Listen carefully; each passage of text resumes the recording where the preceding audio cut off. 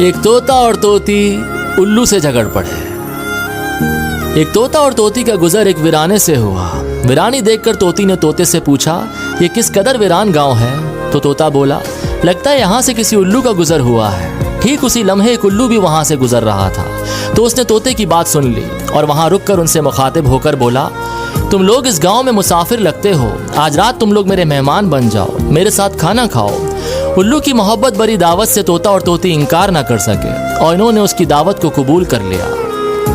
खाना खाकर जब इन्होंने रुखसत होने की इजाजत चाही तो उल्लू ने तोती का हाथ पकड़ लिया और बोला, तुम कहाँ चल दी?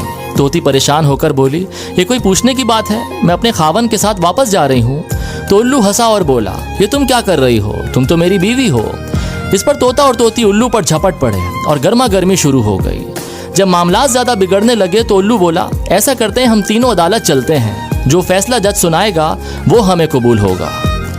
उल्लू की बात सुनकर तोता और तोती मान गए और तीनों अदालत जा पहुंचे।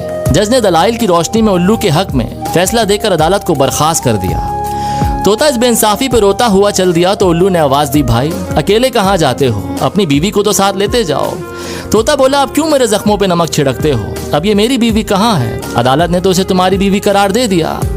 तो उल्लू की आंखों में आंसू आ गए और बोला, ये मेरी बीवी नहीं तुम्हारी ही बीवी है, मैं बस तुम्हें सिर्फ ये बताना चाहता था कि बस्तियां उल्लू वीरान नहीं करते, बल्कि ये नाइंसाफी से वीरान होती हैं।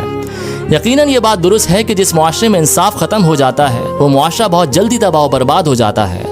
इसलिए अपने मुआशरे में इंसाफ और रवादारी कायम करें और किसी गरीब की हक तलफी ना होने दें, क्योंकि गरीब की बद्दुआ आसमान के दरवाजे हिला देती है।